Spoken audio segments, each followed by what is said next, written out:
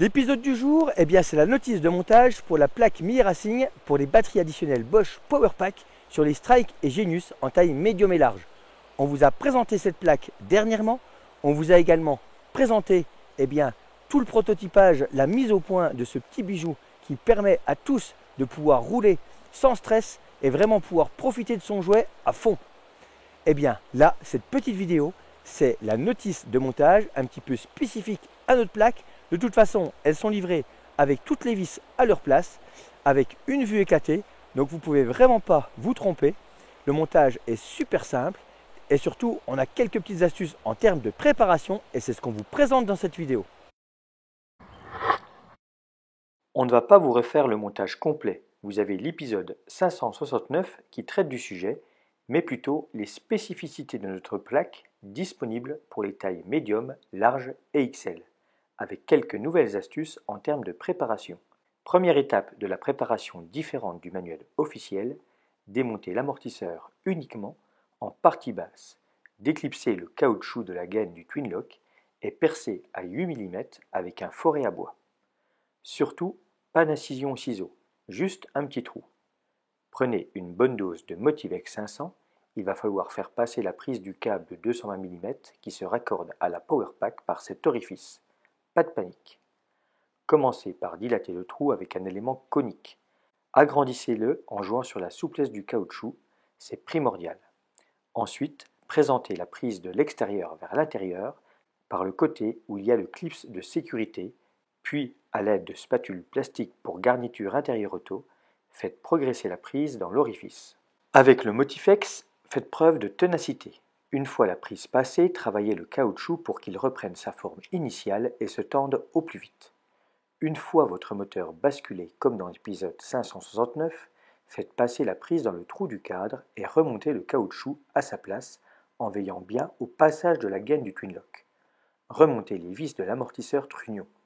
Ne paniquez pas face à tous ces câbles. Chaque prise est munie d'un détrompeur et aucune inversion n'est possible. Les deux qui sont identiques correspondent au pré-câblage pour éclairage avant et arrière. Celles de forme différente au capteur de vitesse fixé au niveau du moyeu arrière. L'emplacement vide peut alimenter un système Fox Live Valve. Celle avec les 4 fils est celle de la console. La plus grosse est l'alimentation électrique et c'est à l'aide d'un petit tournevis plat qu'elle se déclipse pour recevoir le câble Y lui-même connecté au câble d'origine et à celui passé par le nouvel orifice. Entre le moteur et le cadre, 2 tôles saillantes servent d'interface. Celles-ci ont un pouvoir tranchant non négligeable et vous devez vous en méfier. C'est la raison pour laquelle vous devez lever, enrouler les câbles dans une zone neutre. Derrière la prise batterie, c'est parfait. L'autre solution est de démonter le bloc prise sous la batterie, entre la batterie et le moteur, de passer les câbles à travers, de remonter le moteur, puis ensuite de bourrer, entre guillemets, là où il y a de la place, les câbles avant de remettre ce bloc prise. Serrez impérativement les 6 vis avec une clé Torx 40+. Un moteur mal serré, c'est du bruit assuré. Moteur remonté, une fois le carter en place, il se peut que celui-ci plaque mal à l'arrière compte tenu de l'excédent de faisceau. Mettez-le en pression via une cale pendant quelques minutes jusqu'à ce qu'il reprenne la forme désirée. Vous recevez votre plaque visserie en place. En parallèle, une vue éclatée pour le montage vous a été fournie. Après avoir retiré les 3 vis des porte-bidons et les 2 caoutchoucs, et retiré la visserie de la plaque en visualisant la fonction et la position de chacune des vis fournies, positionnez votre plaque sur votre Strike ou Genius e-Ride en médium, large ou XL. Posez la plaque sur votre cadre et la batterie PowerTube démontée, montez par le dessous les 4 vis fraisées avec les rondelles cuvettes en prenant soin de serrer progressivement en croix les 4 vis. Une fois serrées, les 4 vis doivent être affleurantes. Si l'une d'elles dépasse, c'est que vous avez trop serré et que les mousses de protection sont trop comprimées. Soit vous avez monté la cage métal du support batterie avant de mettre votre câble en place sous l'amortisseur, avec le risque de rayer le cadre dans le combat du passage du trou, soit vous avez opté pour l'option plus silencieuse et pour continuer, il faut cette fois-ci monter la prise dans le support métal. Pas d'autre solution que de démonter celle-ci. Deux petites vis cruciformes permettent de désolidariser la prise en 3 pièces et de la faire passer dans le support métal. Une occasion de la rendre étanche à l'aide de la graisse silicone utilisée pour les cerveaux de voitures RZ Trasax par exemple. Remontez les 3 pièces pour que la prise soit prête à clipser.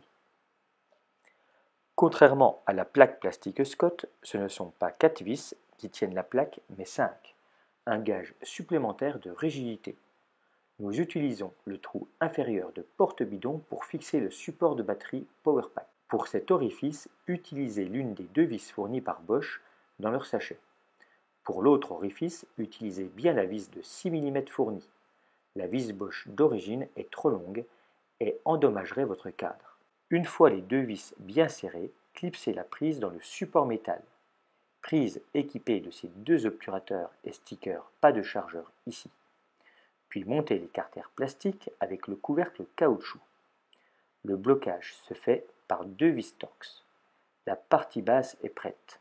Pour le bloc serrure, nous vous avons fourni les 2 vis à utiliser pour la serrure à but et les 2 entretoises tubulaires. Ne les vissez pas totalement puisqu'il va falloir régler la longueur selon si vous utilisez une housse néoprène ou non. Utilisez la batterie pour faire office de gabarit. Contrôlez le bon réglage par une ouverture-fermeture puis serrez fortement les 2 vis qui bloquent la serrure. D'ailleurs, nous vous recommandons d'utiliser du frein-filet moyen pour l'ensemble des vis. Retirez la clé de la serrure pour pouvoir monter le capot de finition Bosch fixé à l'aide d'une vis Torx. Votre plaque est prête pour recevoir votre batterie Powerpack de 400 ou 500 watts. Si c'est un taille médium, le bloc serrure a dû être démonté pour avoir accès aux vis supérieures de la fixation de la plaque. Du coup, il faut remettre le bloc serrure de la PowerTube en place. 2 vis et une petite plaque le maintiennent et permettent le réglage en longueur. Avec la clé de la serrure, présentez la batterie PowerTube en guise de gabarit. Ajustez le réglage du bloc serrure et procédez au contrôle du bon réglage avec un déclipsage-reclipsage de la batterie interne. Votre vélo est prêt pour de longues aventures.